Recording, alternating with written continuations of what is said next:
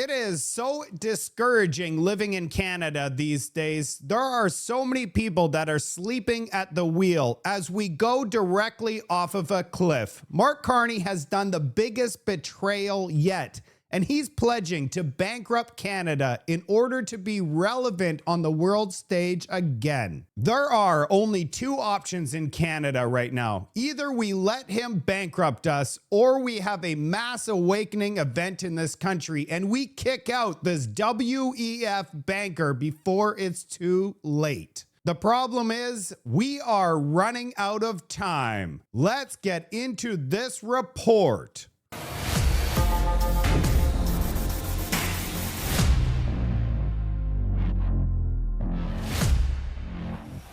We warned Canadians that Mark Carney was trouble, and we're just starting to get some of that medicine.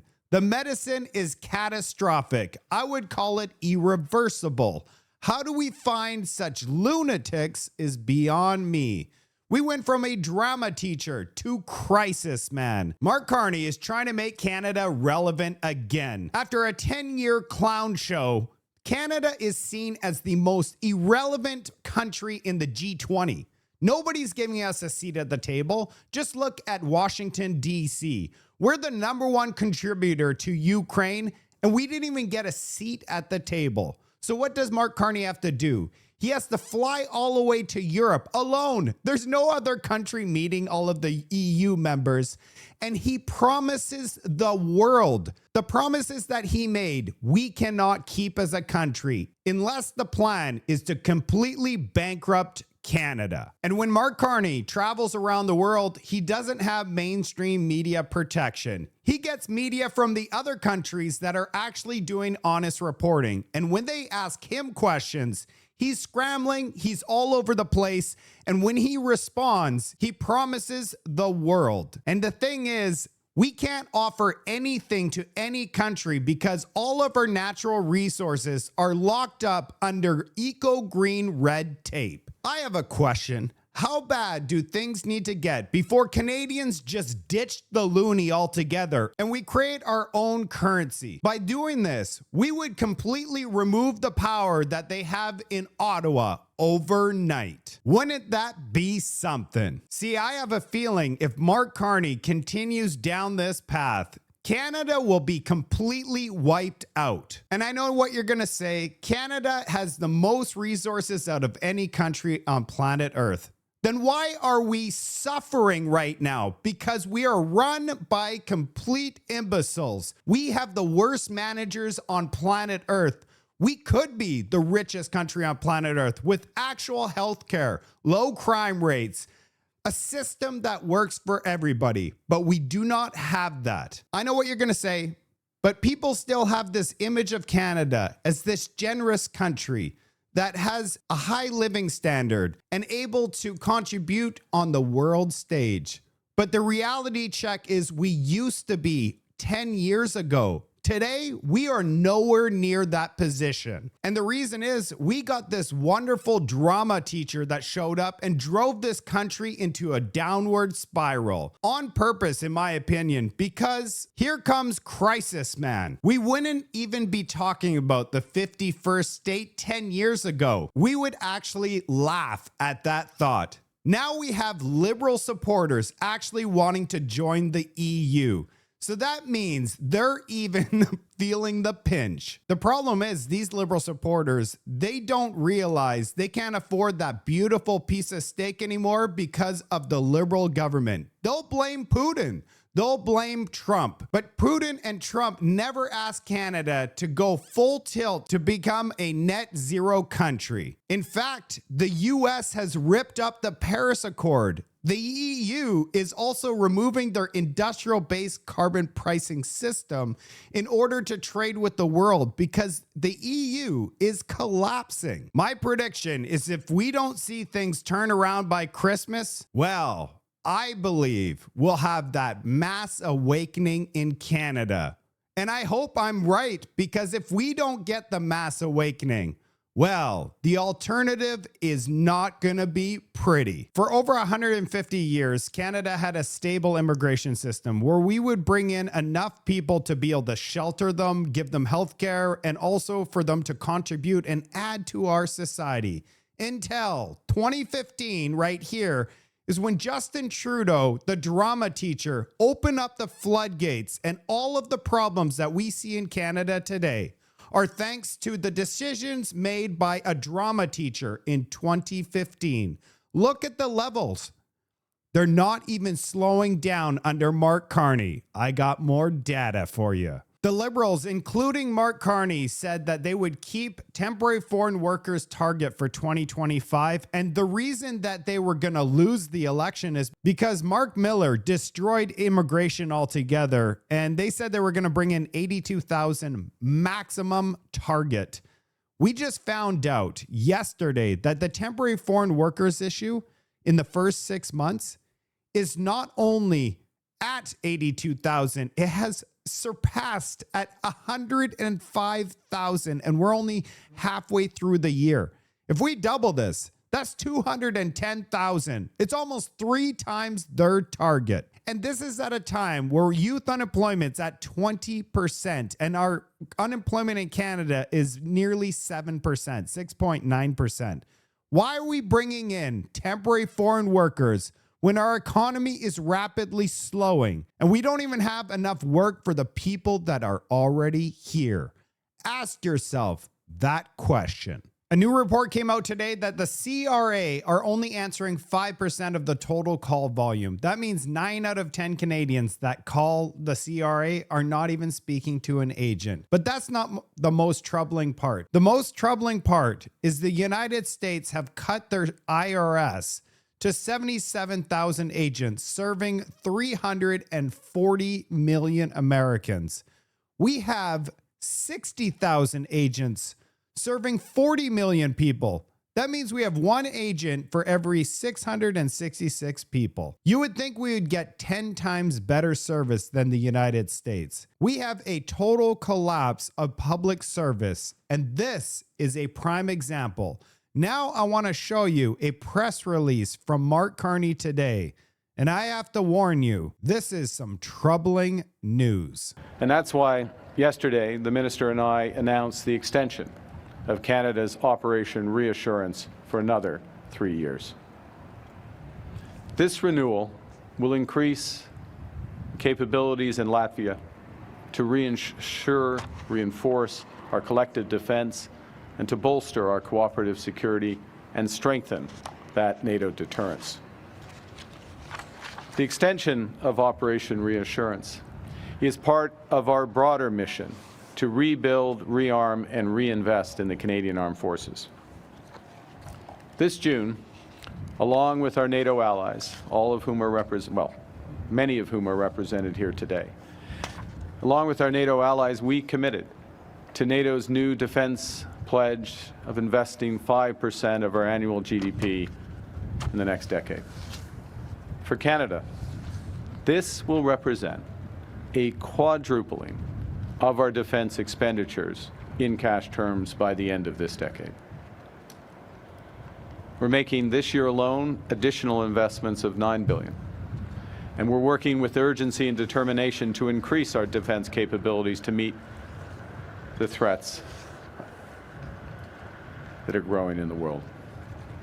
If we're going to defend and advance our values of freedom, of democracy and peace, Canada must do so from a position of strength.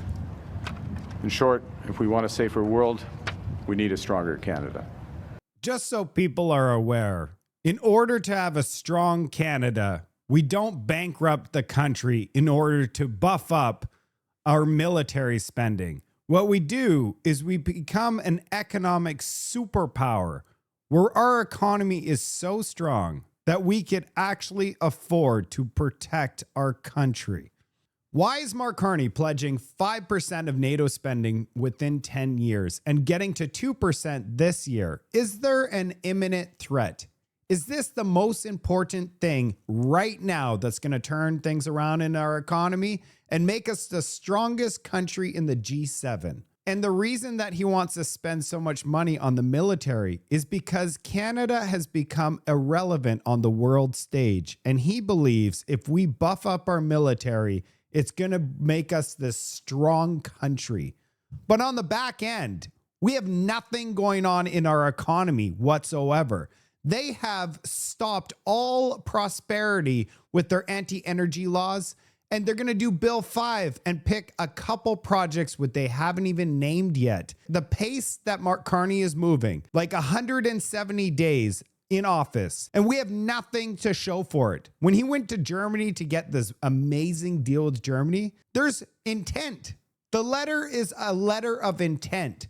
It's like going and saying, hey, I intend to give you all of this natural gas, and I intend to give you this.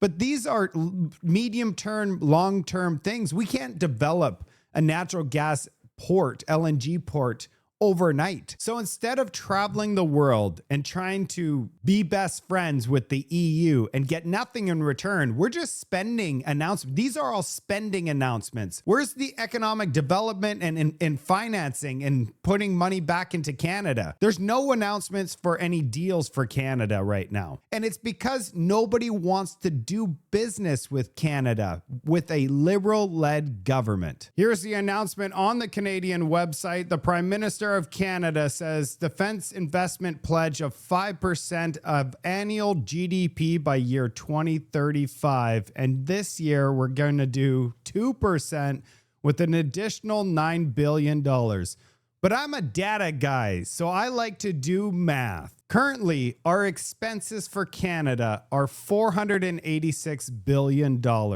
But how much money is 5% of GDP? So Canada's GDP for 2024-2025, so last year was $3.115 trillion. So 5% of that is $155 billion. If we take the $155 billion divided by our $486 billion expenses, that represents 33% of our expense. And this is new spending. So we can't even afford this much money. Where is that money going to come from? We don't have record economic growth based on what the Liberals have done over the last decade, and their projects of national interest are going to take decades to actually pull through, and they're only going to pick a couple, and a lot of them are going to be this green everything. The green everything is not going to pan out. Just look at the EU. They're walking away from green stuff because all of the green stuff is catastrophic when it comes to math. I'm going to show you later on in this segment the plan for the windmills in Nova Scotia and how catastrophic that investment in itself is. So the Fraser Institute in 2022 came out with a report. What are the economic costs of raising revenue by the Canadian federal government? Taxes up results in economy down. I have the math for you from this report. It's still relevant because it's an analysis. What happens when they increase taxes on Canadians? We're already getting taxed to death. They literally cannot tax us one more dollar. So inside this report, if the government decides to tax us one more dollar, it will cost our economy $2.86. Almost 3 times lost out of the economy. That's for personal income tax. When it comes to corporate taxes, for every dollar they increase, it's times 2. $2 leaves our economy. That means if they start increasing taxes on us, the economy is going to implode. It's as if you have a cookie jar. You take cookies out. The government takes 1. 2 cookies disappear. The jar gets emptied real quick. So if they can't increase taxes on us, how are they going to come up with this type of money? If, and that is if, our economy actually grew at a record pace like we've never seen before ever. But that's imaginary. That will never happen under a liberal-led government because they want to go to net zero and take their time and do environmental assessments and creating these new departments to review things and create more bureaucracy, more time. Look at Mark Carney over the last 170 days. He's just went to Europe 4 times and have zero commitments. We're not even getting invited to meetings in Washington, D.C. We have nothing to show for anything since he showed up into our lives. We are in big trouble in Canada. So how are they going to actually spend this type of money?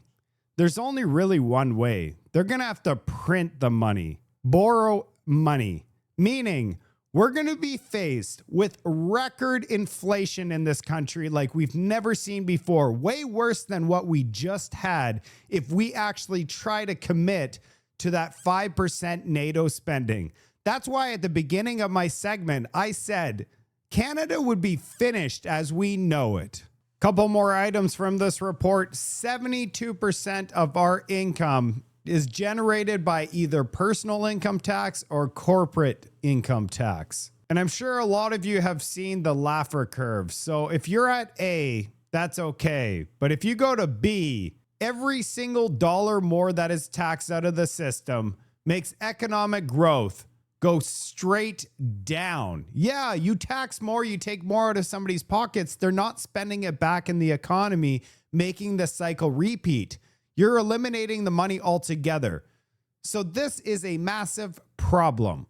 Here's the government's revenue and expense account. So this one's here, revenue. This next one is revenue. And the gray area is revenue plus deficit because we don't actually make enough revenue in total to cover all our expenses. But I want you to go all the way over to the right side. We need to come up with $9 billion this year to make the 2% NATO target. What can we eliminate? Yeah, we have to pick something and eliminate. The Canada child benefit is $25 billion, so you would lose about 35% of that. Health transfer, $44 billion.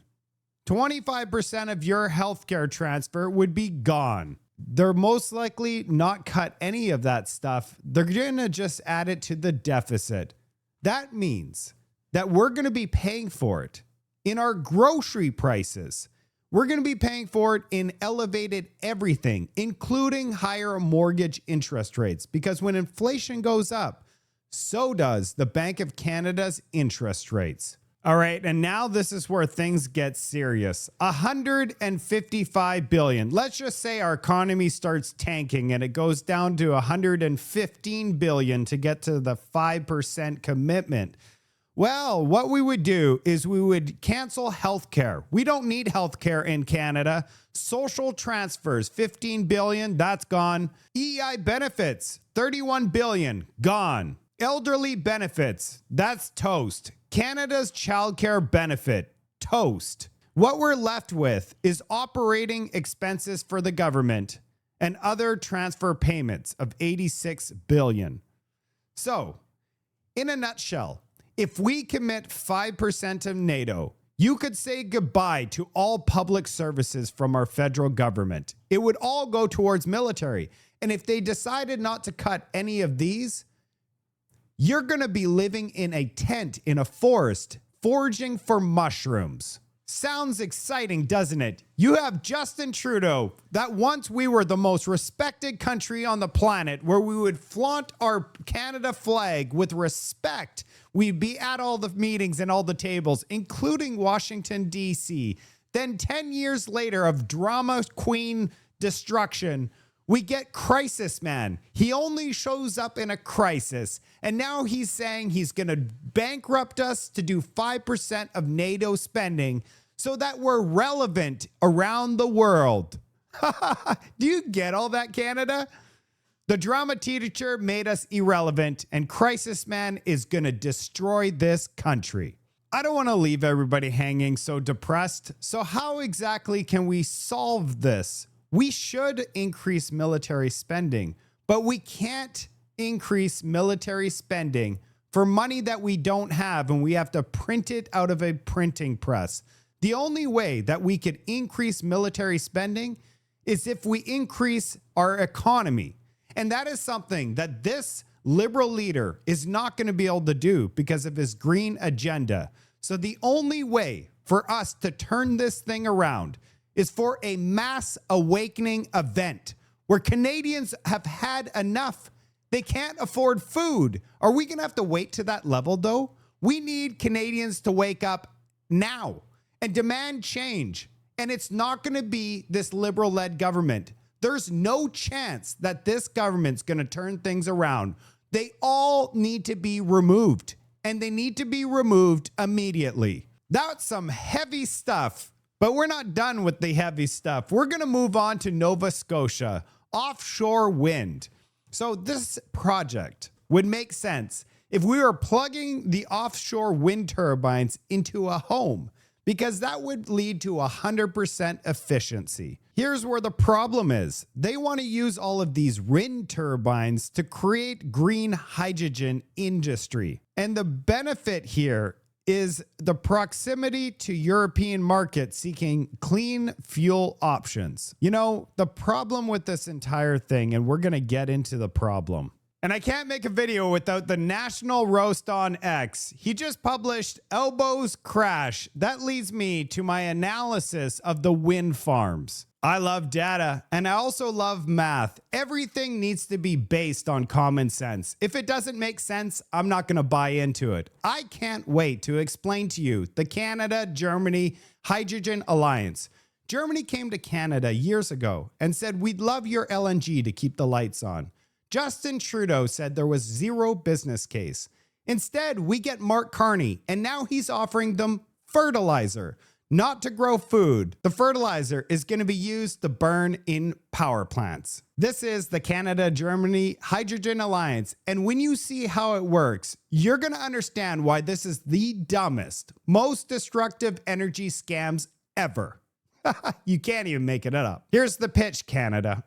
Canada will build these giant wind farms in the East Coast. The electricity will split water into hydrogen. But wait, before we do that, we need to take all the salt out. That is going to use up a ton of energy to do so. But then once you split the atom, it is impossible to ship. They'll have to turn it into ammonia, which uses even more energy. Load it onto tankers and ship it across the Atlantic, and Germany will burn it in their power plants. Sounds futuristic, sounds green, sounds bold. When you peel back the layers, you're going to find physics, food insecurity, and economics that makes the whole scheme look less like an energy plan and more like a burning dumpster pit full of cash. You're going to want to hear this entire process. It's quite something. We're going to start with step one, the electrolyzer. The electrolyzer is the most expensive part of the process. It needs to run 24/7 to make sense, but the wind does not run 24/7. There's intermittent times that there's zero wind. When the wind drops, your billion-dollar electrolyzer just sits there. A useless ornament taxpayers still have to fund, of course. And step two, the Haber-Bosch. The Haber-Bosch is a process which makes ammonia. It requires constant pressure and temperature, which also sucks a lot of the energy out of everything because you have to turn it into ammonia, which uses energy. If you ramp it up and ramp it down with the weather, it will destroy the catalyst, the heart of the entire machine. And again, physics don't care about your political promises. And step three, shipping hydrogen. You can't. Not in scale. Compressed hydrogen takes massive steel vessels for tiny amounts of energy. Liquefied hydrogen has to be cooled to 250 Celsius below. You know, that is almost absolute zero. Do you know how much energy it will require for you to cool the hydrogen to absolute zero all the way across the Atlantic? Currently, we don't even have the materials. Plus, it cracks things. So there's leaks, and we don't even have a tanker fleet to do it. So that's why they have to convert it to ammonia. Ammonia ships do exist. It's easier to transport. There's a massive problem with ammonia. It's not just another fuel. It's the foundation of our global fertilizer. Without synthetic ammonia, Earth could only support 4 billion people. Half of the world would starve. The plan is to take that fertilizer and torch it in Germany's power plants. Do you see how this makes zero sense? So all of this, the wind farms, the electrolyzer, the Haber-Bosch plants, the tankers, the conversion, the losses, it all adds up to one shocking factor. If Germany burns all of Canada's ammonia, the net electricity is equal to, get this, The output of only one single nuclear power plant. Just one. And here's the kicker. Germany already has a power plant, the SR2, clean, reliable, carbon-free nuclear. They just shut it down. Make it make sense. Think about that. They killed their own working nuclear plant, then designed a deal to import Canadian fertilizer to burn in a burning dumpster pit full of cash. It's not climate policy. This is ideological madness. And it gets much worse. Ammonia doesn't even burn properly. Engineers can't stabilize the turbines. So if they tried to burn this thing, it burns on and off, and it's no constant flame. So there's no commercial ammonia fired power plants in the world. We don't have the technology. Japan is trying to experiment, but nobody has cracked it. So Germany is signing onto an energy plan built on technology that doesn't even exist. Well, they haven't finalized signing anything, but that's the plan so far. Meanwhile, food insecurity experts around the globe, there's fertilizer shortages everywhere. Farmers across Europe are squeezed. Sri Lanka literally collapsed after banning fertilizer. And Canada and Germany's big idea is to burn it for electricity. You couldn't design a worse plan even if you tried. So what exactly is going on here? This is not about science, everybody. It's not about climate. It's about ideology, lobbyists and subsidies. Projects could never survive without government's billions upon billions of dollars. And regular people like you and I, we get stuck with higher food prices, higher energy prices, and government that congratulates themselves for green leadership while starving us from food and power. Canada could have built LNG plants. Germany could have kept nuclear. Instead, they want to build a fertilizer burning dumpster fire pit with our cash. Don't be fooled with the slogans, everybody. When politicians say green transition, what they really mean is your bills are about to go up, your food is going to get scarcer, and your future is going to get poor. And now the mic drop moment. By the time the ammonia gets to Germany and then they convert it back to hydrogen, 20% of the energy is left. What? 80% of the energy is consumed in the manufacturing, transportation, and then conversions. It's unreal. So you're telling me that we're going to build wind turbines to make ammonia, ship it to Germany, and it's only going to have 20% of the energy left? This is the biggest scam in Canadian history, or the world. And the most concerning part is Brookfield is one of the world's largest investors in renewable energy. You should check out how big their wind portfolio looks. Their wind portfolio is ginormous, 17,300 megawatts, 261 facilities. And they're also in the hydrogen business conveniently. Here is Brookfield doing the largest green hydrogen project in Canada in 2021. The largest green hydrogen project with 20 megawatt electrolyzer will be built adjacent to an existing hydroelectric facility to produce zero emissions hydrogen. Mark Carney's going to probably say, well, the whole world is going green. It's a smart investment to be invested in green tech. Not when you're controlling the policies.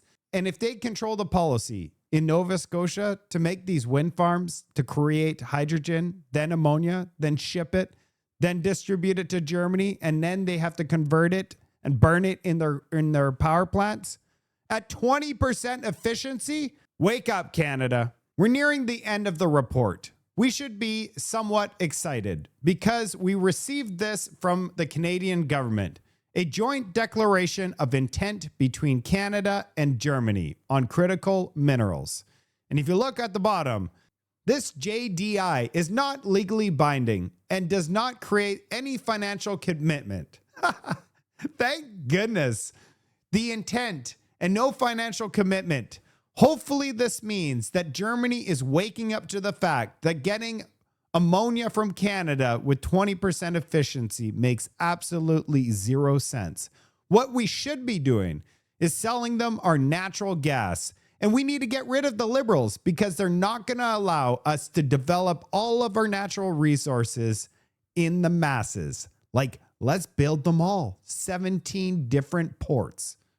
That's it for today's report. I might make another report because I'm having so much fun, but I want to do a summary of this report.